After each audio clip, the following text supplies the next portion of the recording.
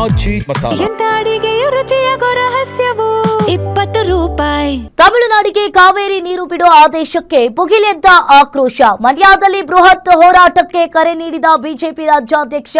ಮಂಡ್ಯದಲ್ಲಿ ಜುಲೈ 31ರಂದು ಬೃಹತ್ ಹೋರಾಟವನ್ನ ರೂಪಿಸಲಾಗಿದೆ.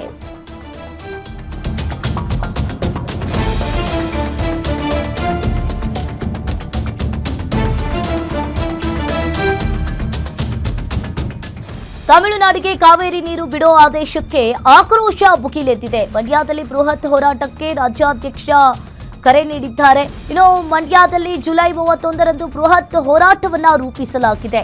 ಈ ಹೋರಾಟದ ಸ್ವರೂಪವನ್ನ ನಾಯಕರು ಕುಳಿತು ತೀರ್ಮಾನಿಸಲಿದ್ದೇವೆ.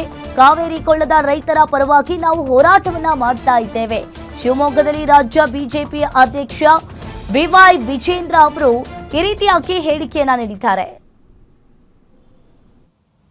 ನಾಡಿದ್ದು 31ನೇ ತಾರೀಕು ಮಂಡ್ಯದಲ್ಲಿ